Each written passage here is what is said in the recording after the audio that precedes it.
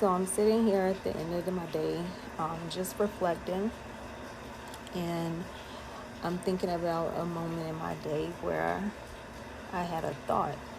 So the thought is, you have to ask yourself, are you going for the low-hanging fruit, or are you going to exert your full potential a little and go for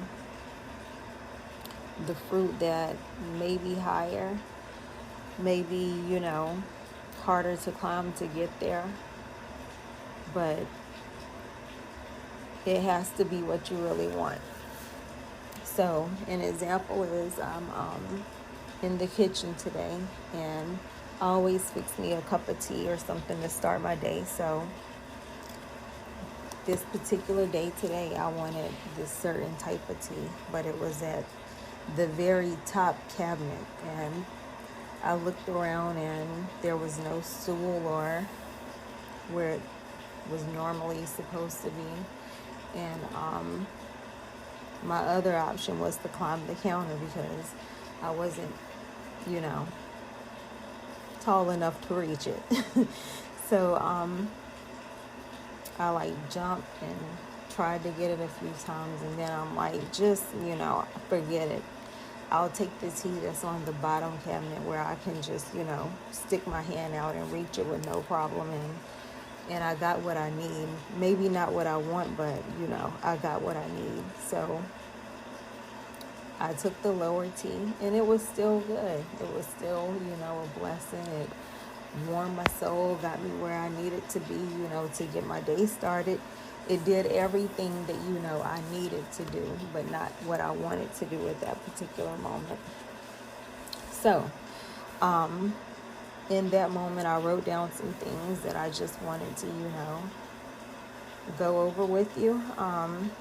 There's some things that stuck out to me. I know when we speak of low-hanging fruit, you hear that term so freely, and it's like, well, okay, this is just another, speech or someone else, giving their take on it, but you pretty much know where it's going.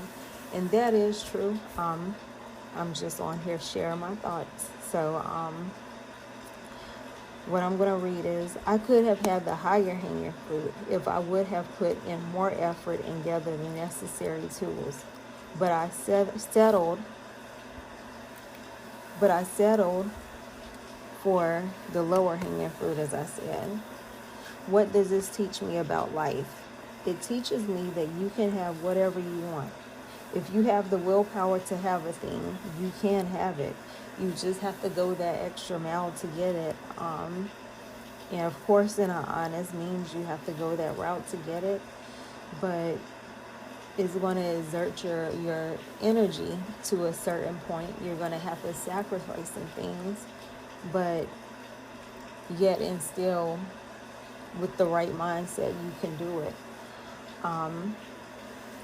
So number one is you must have the willpower. Number two, you can have what you want in whatever direction you choose, good or bad, negative or positive. Just to expound on that, you can have whatever you choose. It's how you live your life. You can want a good thing in your head, in your mind, but your actions, have to go that way also. If your actions aren't going that way, you would get the negative side, or the not so good side, which is the low hanging fruit of what could be a positive situation if you think and act towards that. Number three, you must use your energy and your might to go in the chosen direction. Just as I said before, good or bad, negative or positive, it could go either way.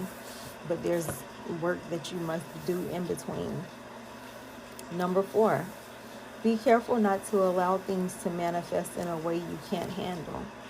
Be careful of your thoughts, words, the things you say, speak. All these things, they steer you in the direction that sometimes not what you want to go in or the way you want to go in, but the direction of the words that you're speaking, anything that you're saying, anything that you're percepting into your life. Again, you can want a thing, you can see a thing, you can see someone else have it and be like, I want to do that, or I want to have it. But if you aren't doing the things to act on it, then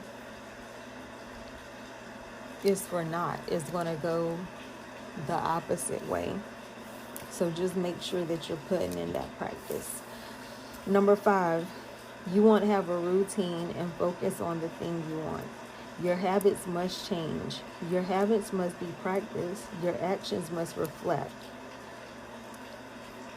Again, just as I said, practice.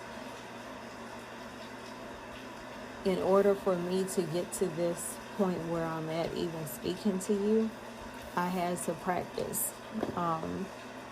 Again, the cliche saying goes, you can put a seed in the ground, or if you think of an avalanche, the picture with the avalanche, that's the perfect example that I can give you. Not the avalanche, sorry. What did Titanic hit?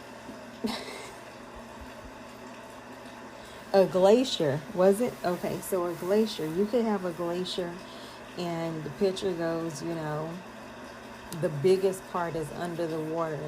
The tip of the iceberg, it's an iceberg. The tip of the iceberg, it could still be big, but it's not what is under it, what's underwater. And all of that's underwater that you can't see is the seed that you're putting in the ground. It's the work, it's the practice, it's everything that you're doing to get to that moment. And another cliche, as they say, the moment is not about the end goal. It's not about acquiring things or, whatever. It's like you have to have a passion about whatever you are thinking about doing, because that passion is going to drive you. It's going to keep you going. It's going to allow you to enjoy the journey. You just don't want to do things for money, or anything vain that you want. You have to do them out of your heart, out of your love. I like to watch a lot of interviews, and one of the interviews that I've watched before is Ralph Lauren. He was on Oprah, and he was telling a story of how, when he first started out, he started in a department store. He either worked in a department store, or I think this is where he was going to market his products. But his product was ties, and I think he said he had his was special. They were like the huge knotted ties in the beginning when no one was making them. So he took it there, and he ended up being able to, build a relationship with that particular department store, and they bought his ties.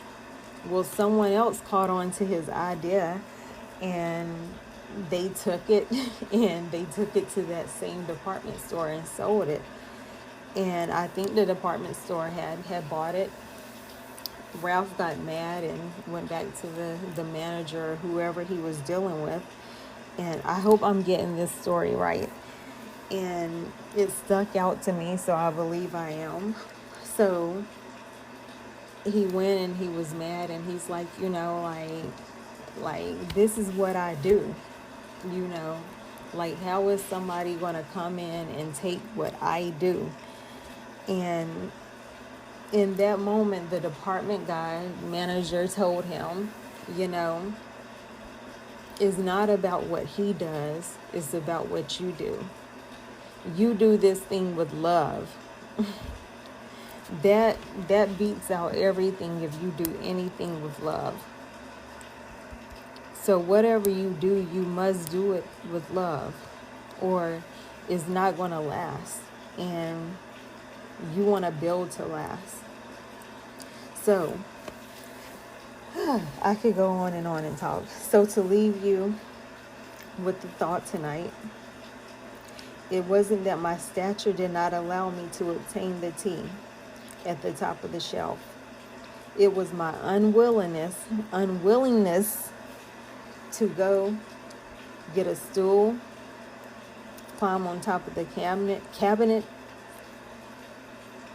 to get a boost, or even to ask someone to help me. So I leave you with the thought that you are able to do anything you are willing to do. God bless you. And have a good night.